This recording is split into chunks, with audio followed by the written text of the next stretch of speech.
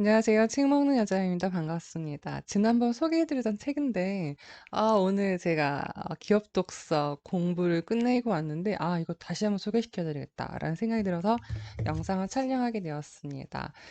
유튜버의 입장에서는, 또는 이제 책을 읽는 사람 입장에서는, 또는 제가 어떤 걸 제공해 드린 입장에서는, 하나를 하는 것보다 여러 개 더 안내해 드리면 좋겠다라는 욕심이 개인적으로 있어요. 그래서 제가 이 책 읽고 좋았던 글을 또 소개시켜 드릴게 했는데 다시 소개하는 건 실은 쉽진 않습니다. 새로운 책을 또 소개해 드리고 싶은 욕심이 생기는데요.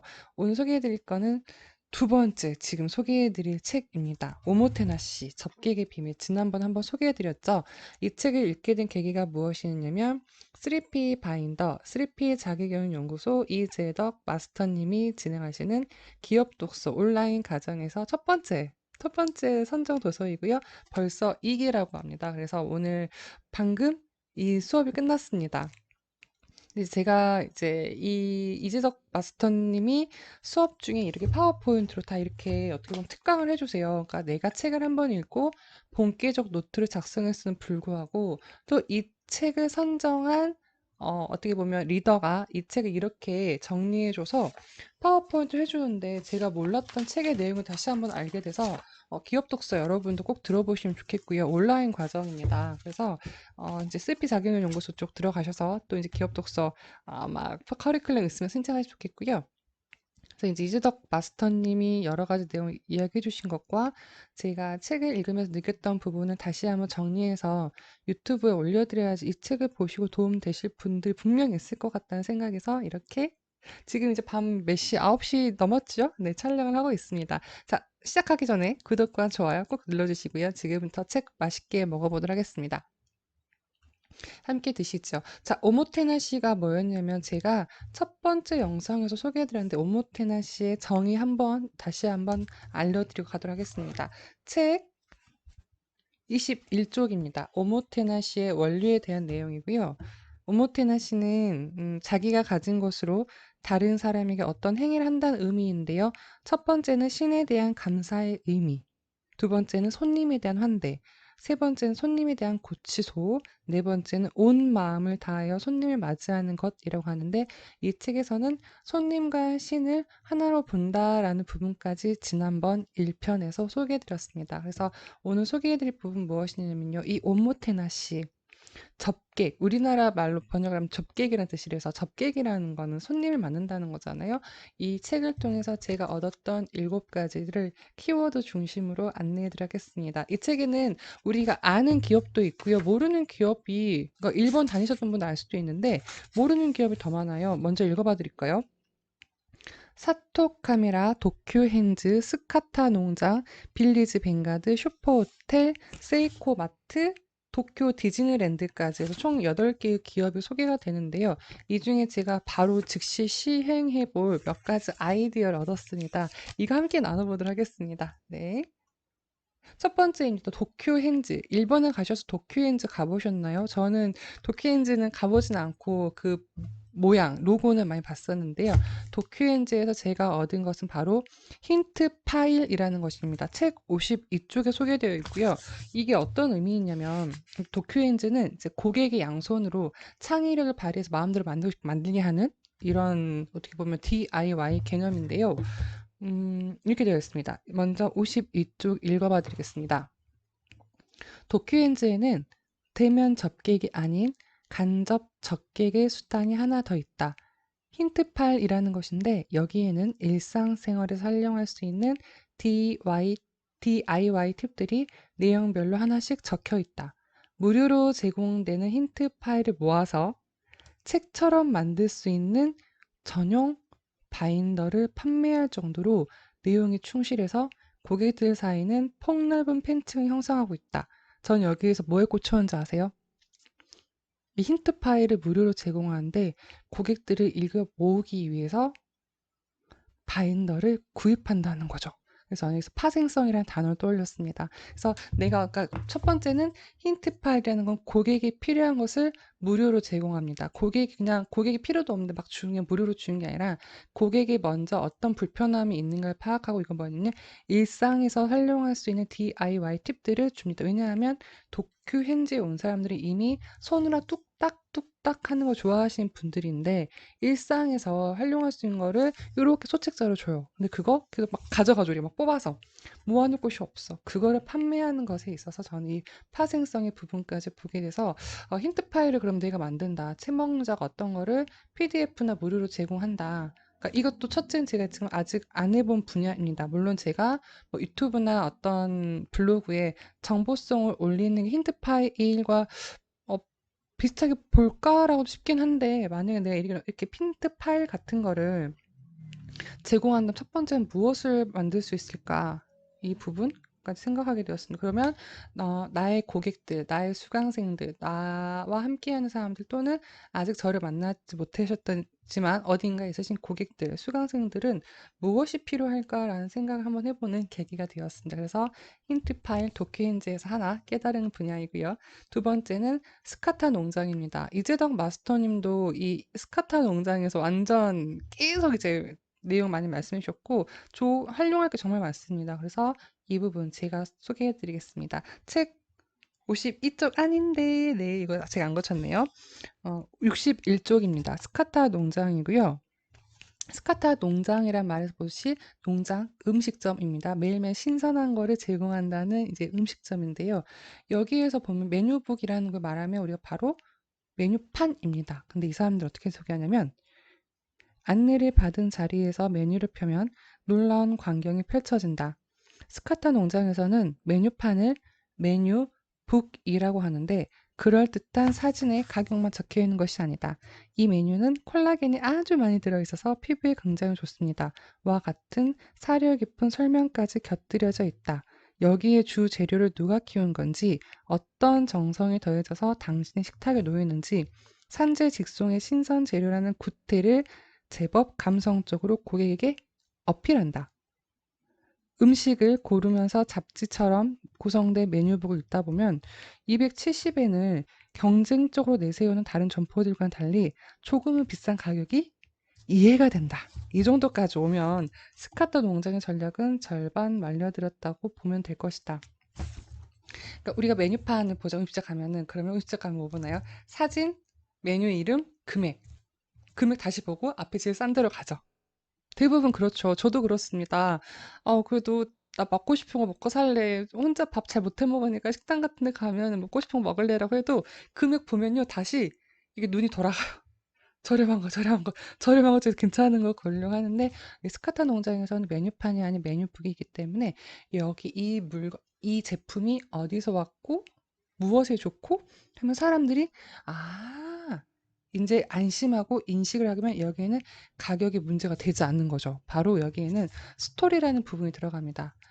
우리가 이제 해빙에서도 또는 우리가 그 시크릿이나 이런 책을 보면은 음식도 그냥 내 눈앞에 있는 이 빵 하나에는 밀가루, 그다음에 이거를 배송해 오는 것, 그다음에 베이커리에서 어떻게 진열돼 있고 이걸 만드시는 분, 포장하는 것, 그다음에 내 손에 오기까지 엄청난 사람들이 거쳐지잖아요. 그 모든 것에 감사하면서 먹는 것과 또 그 스토리를 내가 생각하면서 먹는 것과 그냥 아이 1,000원짜리 빵 이런 거 너무 다르잖아요. 그래서 이 메뉴북이라는 부분은 제가 스토리를 조금 알게 되었는데 내가 이걸 어떻게 하려고 해볼까? 그럼 저한테 메뉴북이 수강 그러니까 과정명이잖아요. 그 과정명 단순히 뭐 싱크와이즈 뭐 7일 과정 7만 원 이렇게 말고 이거를 조금 더 어떻게 스토리를 담아볼까? 또는 저의 이런 수강 과정명을 조금 더 이렇게 스토리텔링해서 쭉 정리해 보는 시간이 필요하다. 그리고 수강생분들이 제가 이제 이름을 막 네이밍을 짓다 보니까 밥보는 도대체 뭐고 바라다는 뭐고 두 개 차이점 뭐고 이건 뭐냐 아마 헷갈리셔가지고 아무래도 제가 딱 정리할 타이밍에 이 구절이 꽂혔던 것 같습니다. 그래서 스카타 농장에서 메뉴판 아니고 메뉴북 이야기 드려봤고요. 그다음 세 번째는 이 오모테나 씨 접객의 비밀에서 책 먹는 자가 좀 도움받았고 여러분과 나누고 싶었던 거는 잽 보디블로 스트레이트입니다. 그래서 이 구절은 제가 기업 독서 온라인 모임 할 때도 제가 뽑은 최고의 구절 중에 하나로 소개해 드렸는데요. 65쪽입니다. 그리고 지난번 제가 첫 번째 영상에서도 이거 읽어 드리지 않았나 싶습니다. 65쪽에 표시되어 있고요. 이재덕 마스터님도 이 구절 되게 자세하게 안내해 주셨습니다. 그만큼 중요하다는 거죠. 근데 저는 여기서 뭘 봤냐면 시스템을 봤습니다. 소개해 드릴게요. 일단 잽, 보디블로, 스트레이트의 법칙입니다. 잽, 잽, 잽. 옛날에 막 로키? 이거 볼 때 막 찝찝 하잖아요. 이건 뭐냐면 고객과의 거리를 재는 것입니다. 고객과의 거리. 그 다음에 보디블로. 막 이렇게 하면서 막 이렇게 하죠. 막 이렇게. 잽 하면서 막 왔다 갔다 하잖아요. 고객과의 거리를 재는 것, 좁히는 것입니다. 세 번째 스트레이트는 그래서 훅! 한 방에 보내는 거죠. 스트레이트. 한 방에 훅 보내는 거죠. 그래서 그 고객은 그거 어떻게 훅 받으면 감동이야. 네. 이게 바로 스카타 농장에서 세 가지 세 가지 과정을 거치는데 잽 거리를 재면서 보디블로 좁히고 세 번째는 한 방 훅 보내는 감동을 준다는 것입니다. 전 여기에서 뭘 봤다고요? 시스템을 봤습니다. 어떻게 거리를 잴 거야? 어떻게 좁힐 거야? 어떻게 감동을 만들어낼 거야? 이 모든 게 시스템화, 매뉴얼화가 되어 있으면 된다는 거죠. 그래서 이걸 통해 저도 제가 이제 업무 매뉴얼이나 이런 저만의 이제 형식지적인 이런 것들이 다 있어서 저는 제가 코칭하는 것들, 모임하는 거 다 이렇게 매뉴얼로 만들어 놓거든요. 근데 단순히 이거는 정말 매뉴얼적인 측면이라 그러면 이번에는 이 매뉴얼은 제가 잽하고 보디 블록까지는 돼요. 근데 이 스트레이트 부분이 부족했더라고요. 이걸 깨달았습니다. 이 책 중에서. 첫 번째는 시스템이라는 부분을 다시 한번 중요성에 대해서 말씀드려 봤고요. 그래서 네 번째로 이 스트레이트 보내는 게 스카타 농장에 여러 가지가 있지만 저한테는 유자 된장이었습니다. 그리고 트렌드 코리아 2020에서도 그런 거 나왔던 것 같아요. 고객에게 끝까지 그 감동을 전해주는 게 무엇인가라는 그런 얘기가 나왔던 것 같은데 저는 이 스카타 농장에서 이제 고객이 다 이렇게 막 먹고 우리가 식당 주인 마지막에 맛있게 드셨습니까? 막 하면서 계산 보내잖아요. 그때 저도 최근에 진짜 별건 아닌데 카페에서 그 신림역에 있는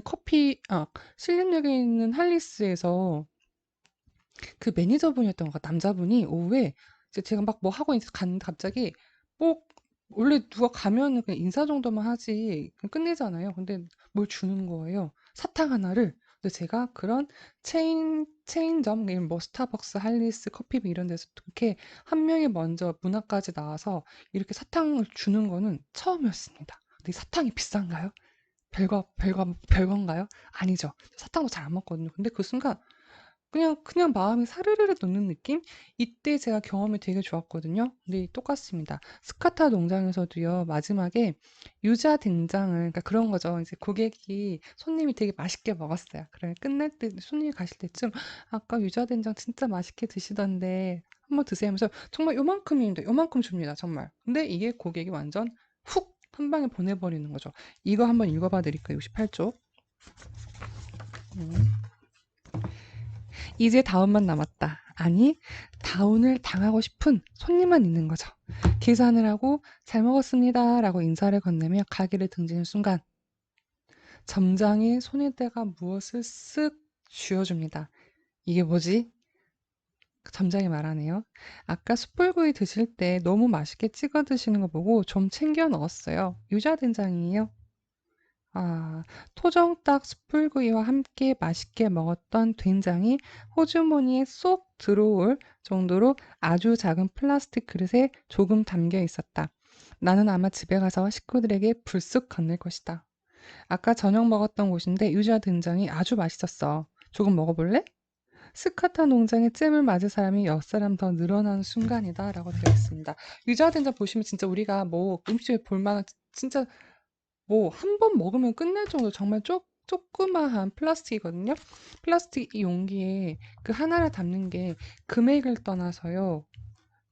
이 사이즈의 크기를 떠나서요. 고객한테는 어떻게 보면 하나의 선물이 될 수도 있고 거기에는 의미가 담겨 있죠. 내가 맛있게 먹었던 건데 가족과 또 함께 할 수 있는 이런 것들이 되게 의미 있는 선물 부분에 있어서 책 먹는 자는 그러면 나한테 고객을 또 마지막에 보내 이 스트레이트가 있을까? 뭐가 있을까? 내가 어, 조금 더 신경 써서 마지막까지 좀 해야 될 게 무엇일까라는 계속 그런 고민, 이건 아직 답은 못 찾았어요. 계속 이북을 통해서 내가 할 수 있는 건 무엇일까라는 고민을 하게 됐습니다. 다섯 번째 소개해 드리겠습니다. 빌리지 벵가드라는 곳 일본 가셨을 때 보셨나요?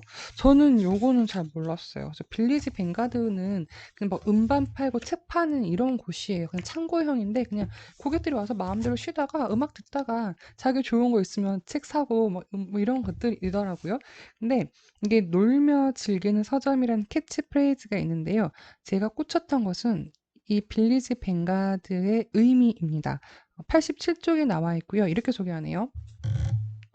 빌리지 벵가드는 미국의 사회학자 레이 올든버그가 주창한 제3의 장소를 적용했습니다. 스타벅스 매장 가치와 연결돼 유명해진 이 이론을 회사원에게 적용해보자. 회사원에게 제1의 장소, 우리가 첫 번째 있는 곳은 바로 이 공간, 집이죠.